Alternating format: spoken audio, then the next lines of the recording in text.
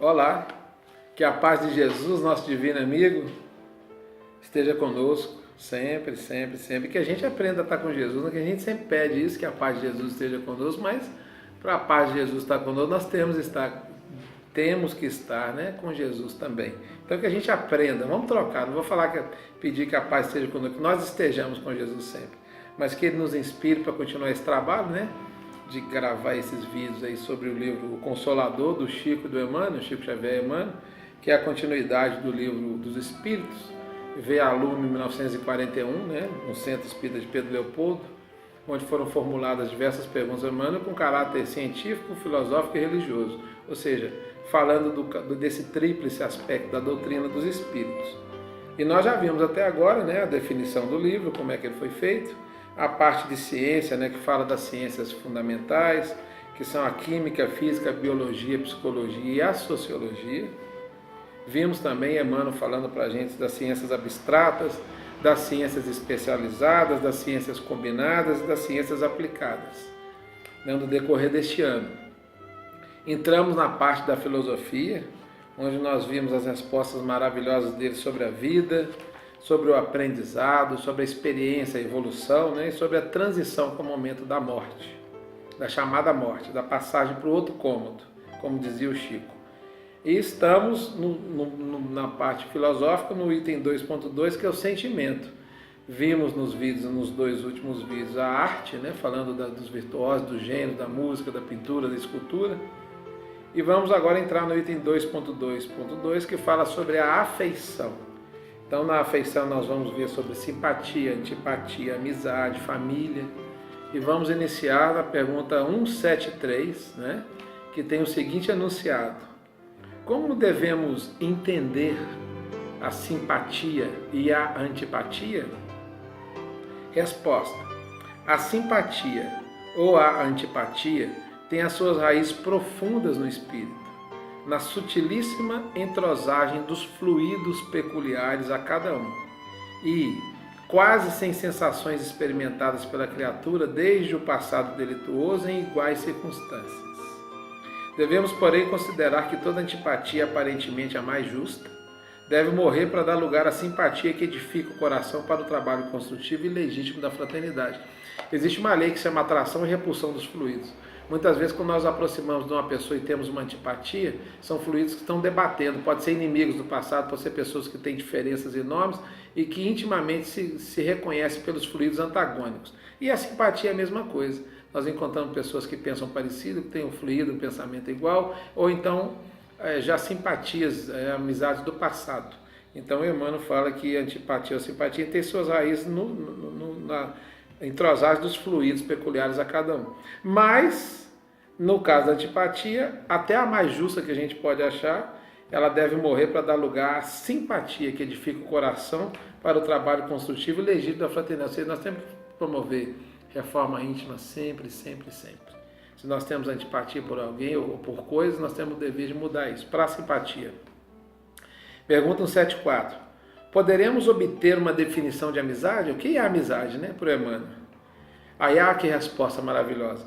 Na gradação ou na graduação dos sentimentos humanos, a amizade sincera é bem o oásis de repouso para o caminheiro da vida na sua jornada de aperfeiçoamento.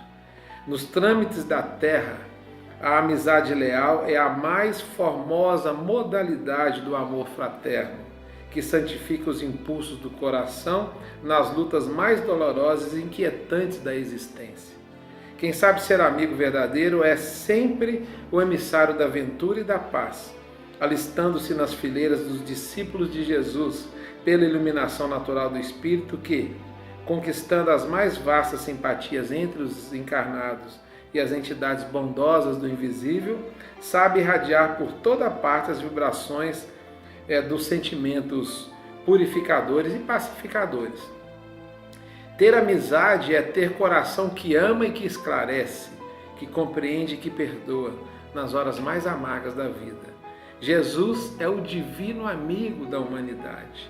Saibamos compreender a sua afeição sublime e transformaremos o nosso ambiente afetivo num oceano de paz e de consolação perenes. Por isso que a gente fala sempre que o nosso divino amigo nos abençoe, né? Tem uma passagem no Evangelho de João, que parece que é o capítulo 15, que Jesus fala assim: já não tenho-vos chamado de servos, eu tenho-vos chamado de amigos, porque ninguém tem maior amor do que esse, de dar a sua vida pelo seu amigo. Né? O servo não sabe o que faz o seu Senhor. E eu tenho-vos chamado de amigos, porque tudo que o Pai me dá, eu vos dou graciosamente. Jesus é nosso amigo. Ele nos chama de amigo, ele nos considera como amigo, e ele é nosso amigo divino da humanidade. Pergunta 175. O Instituto da Família, ou seja, a organização chamada família, é organizado no plano espiritual antes de projetar-se na Terra? Resposta. O colégio familiar tem suas origens sagradas na esfera espiritual. Em seus laços reúnem-se todos aqueles que se comprometeram no além a desenvolver na Terra uma tarefa construtiva de fraternidade real e definitiva. Preponderam nesse instituto divino os elos do amor, fundidos nas experiências de outras eras. Todavia, aí ocorrem igualmente os ódios, as perseguições do passado obscuro, a fim de se transfundirem em solidariedade fraternal com vistas ao futuro. É nas dificuldades provadas em comum, nas dores e nas experiências recebidas na mesma estrada de evolução redentora, que olvidam os que se esquecem as amarguras do passado longínquo, transformando-se todos os sentimentos inferiores em expressões regeneradas e santificantes. Purificadas as afeições, acima dos laços de sangue, o sagrado instituto da família se perpetua no infinito, através dos laços imperecíveis do espírito. Ou seja, o colégio familiar tem suas origens no plano espiritual, porque a espiritualidade amiga encarrega de reunir pessoas que são desafetos do passado algumas vezes, para que nesse instituto familiar esses erros, essas desavenças vençam no amor fraternal, no amor filial, no amor materno, no amor paterno, no amor de avô, de avó, de primos e primas, nós possamos nos reconciliar e um dia de fato sermos essa família perpétua do infinito, né, onde os laços do Espírito serão imperecíveis. Então, vem de lá a organização, aqui nós nos retratamos para um dia a gente ser uma família constante e uníssona com Deus. Pergunta 176. As famílias espirituais do plano invisível são agrupadas em falanges e aumentam ou diminuem como se verifica na Terra? Ou seja, se lá no plano espiritual as famílias aumentam e diminuem como vê na Terra e são agrupadas em grupos, né, em pessoas, em falanges. Os núcleos familiares do além agrupam-se igualmente em falanges. Continua aí a obra da iluminação e de redenção de alguns componentes dos grupos, elementos mais rebeldes ou estacionários que são impelidos pelos seus companheiros afins aos esforços edificantes na conquista do amor e da sabedoria. De maneira natural, todos esses núcleos se dilatam à medida que se aproximam da compreensão do Onipotente, até alcançarem o luminoso plano de unificação divina com as aquisições eternas e inalienáveis do infinito. Então, para a gente ter um exemplo disso, no livro Nosso Lar, né, um dos primeiros capítulos lá, a dona Laura está falando para o André Luiz, dando explicações sobre família. Nosso amigo Vágio, que está gravando o estudo do Nosso Lar, vai chegar lá. Mas a gente sugere que vocês leiam a dona Laura falando com o André Luiz sobre família. Ela mesma mora com o filho, Lísias, uma sobrinha dela que se encarnou foi para lá, o marido anterior, amigos. Veja lá que lá tem explicação sobre essa família que continua no mundo espiritual. Pergunta 177. As famílias espirituais possuem também um chefe? Como na Terra tem um chefe de família, né? Resposta. Todas as coletividades espirituais estão reunidas em suas características familiares, pelas santas afinidades d'alma. E cada uma possui o seu grande mentor nos planos mais elevados, de onde promana as substâncias eternas de amor e de sabedoria. Então, aqui é cópia de lá. Se aqui tem chefe de família, lá também tem. Nós aqui copiamos lá. Vamos cuidar, né, da nossa família, da terra. Vamos amar mais, respeitar mais, abraçar mais. Vamos, ainda mais nós, espíritas, né, espiritualistas, espíritas que sabemos disso. A gente sabe que muitos dos familiares difíceis são os desafetos do passado.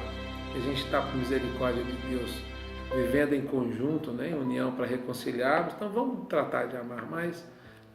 Jesus deu isso para a gente, a doutrina dos Espíritos está nos ensinando. Cabe a nós fazer e realizar, né? No próximo estudo a gente dá continuidade a essa parte da afeição, essa parte familiar muito importante. Ouçam, leiam, releiam, pensem, repensem, porque todos nós passamos por isso.